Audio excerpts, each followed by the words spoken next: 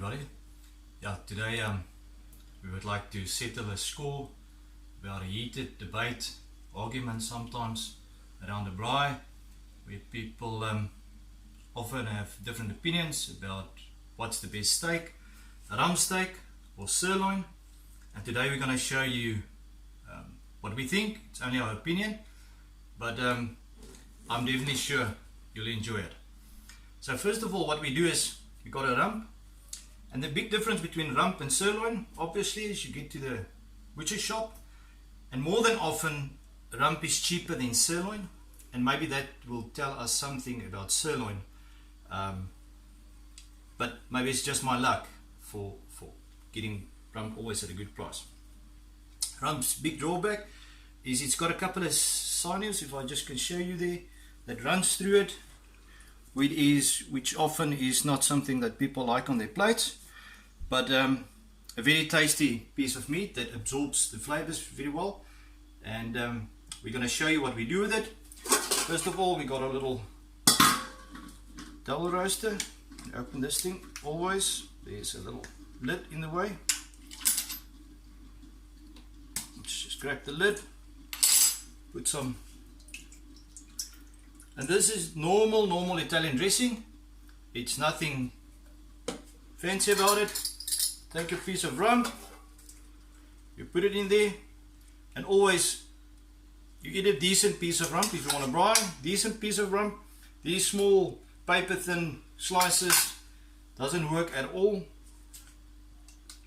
Put some of this salad dressing over it, and that's your rump steak until later.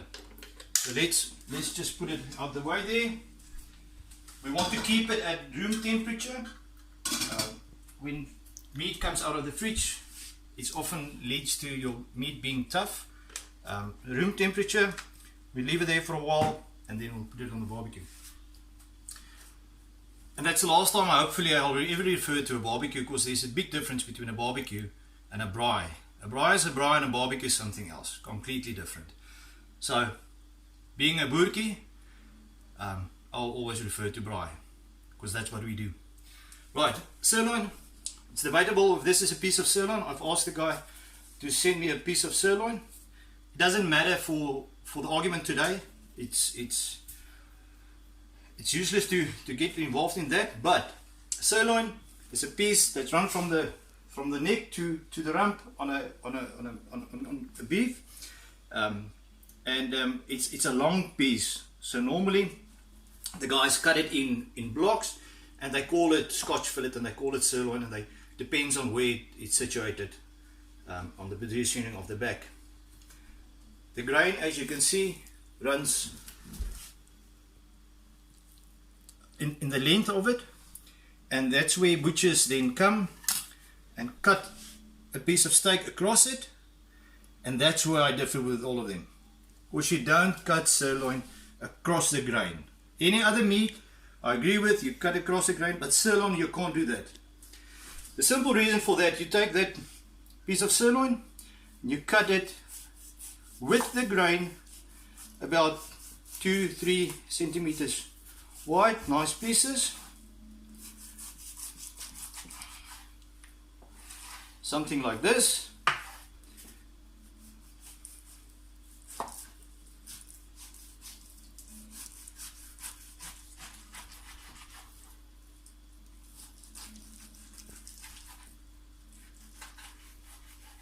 Okay, once you've done that, I haven't trimmed anything, as you can see. I just took the piece of meat as it is. Once you got that, you take your double roaster, some vinegar, and you put it at the bottom like that. Enough of this stuff. This is Biltong spices. You buy it at any decent butcher shop, even around here. You ask for it. Any guy that makes biltong will have biltong spice. So just grab some of them, and it's already contain all the stuff that you need, from Worcester sauce and pepper and salt, and very important, coriander. So put put enough in at the bottom, and what you do then is you put your pieces of meat in there, like that, like that. You add another bit of vinegar, and you add some more spice. Okay. When we take a break, we will do the rest, and we'll get it in there, and we'll show you what it looks like. And then you leave this, guys, for maybe 4 to 6 hours at least, and then we'll explain to you what you do then.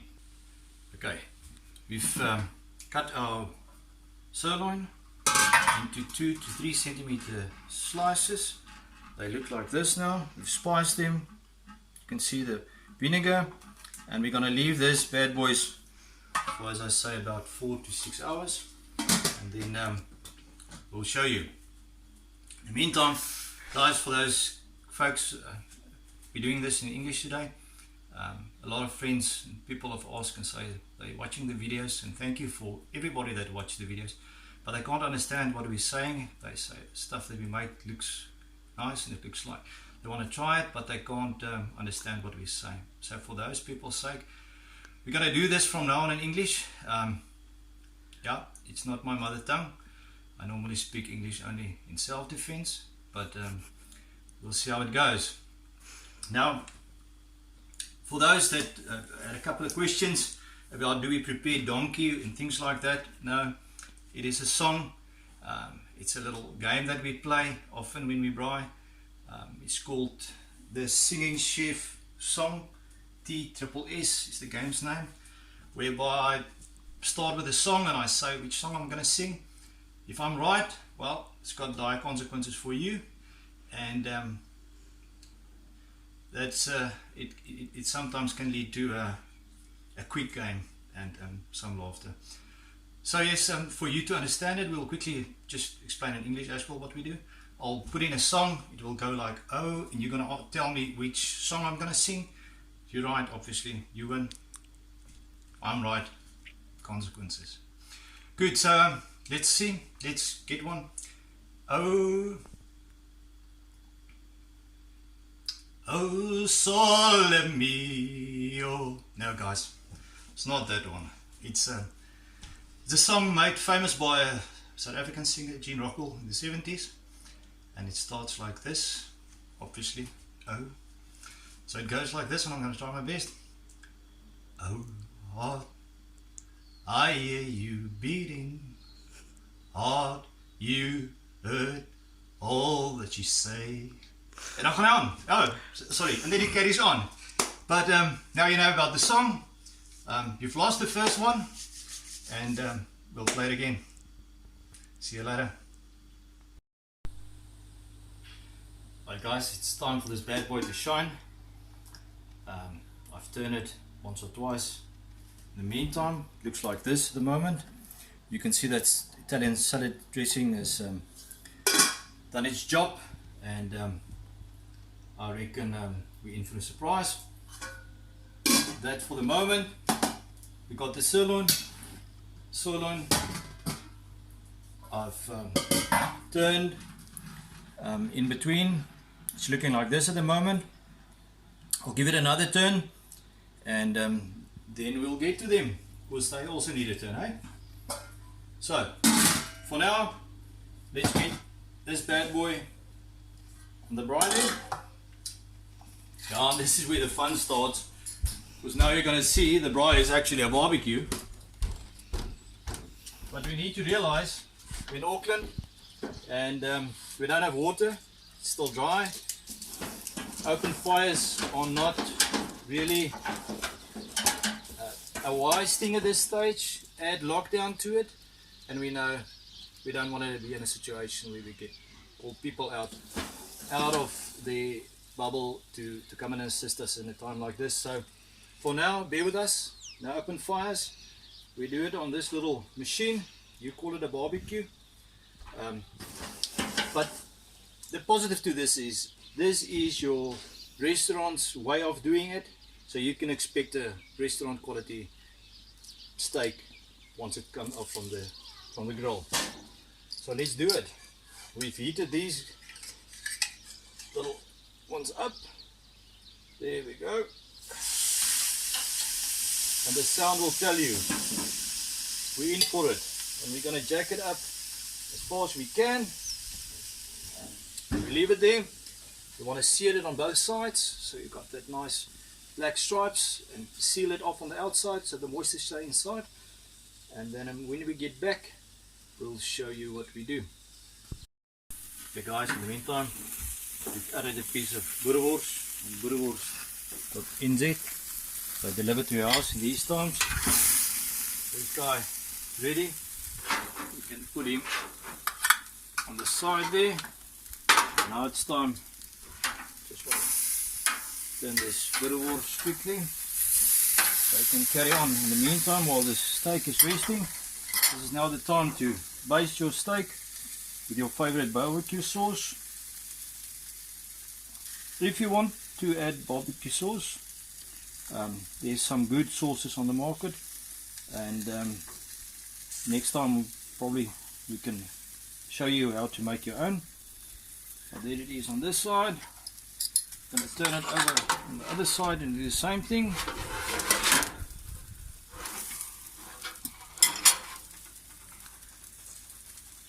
And then we're going to rest it for about 10 minutes.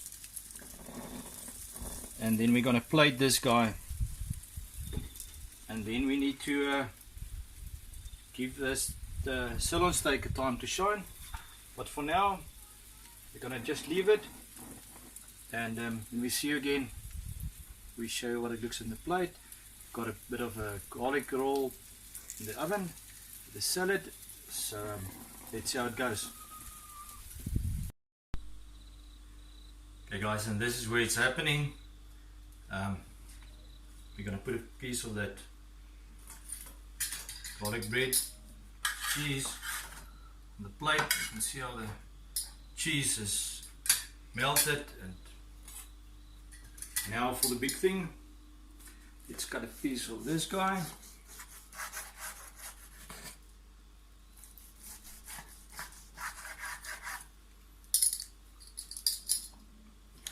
Put that on the plate, and there we go, your restaurant quality meat. And I hope you can enjoy it. This is what we call braai vleis. There's a couple of terms that we'll get through the program that we would like to show you guys, and help you learn what we talk about when we talk in Afrikaans. You'll pick it up. Braai vleis. This is what we call braai vleis. And the sirloin, very, very important. We need to decide today who's the king. We said we're going to settle a score. Now that sirloin is this baby. It's been in there.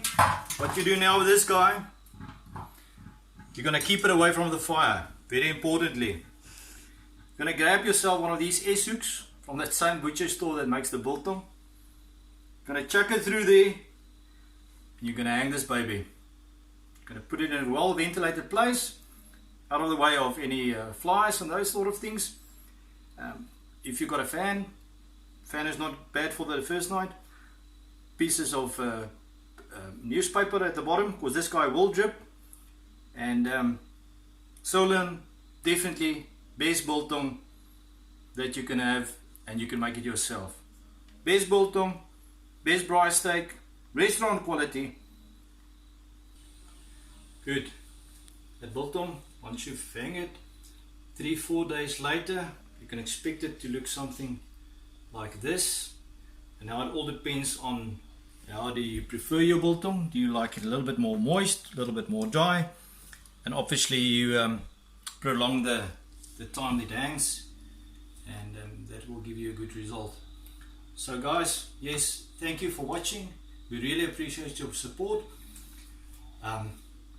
It's now the time maybe to click at the bottom there, click that like, click the subscribe, and yeah, we'll be back with some more. Maybe next time when we're out of this lockdown thing, we can take the discussion up about the barbecue versus a braai, and show you what we really mean. But you know what, we're thankful being here. We enjoy you guys. Thanks for having us.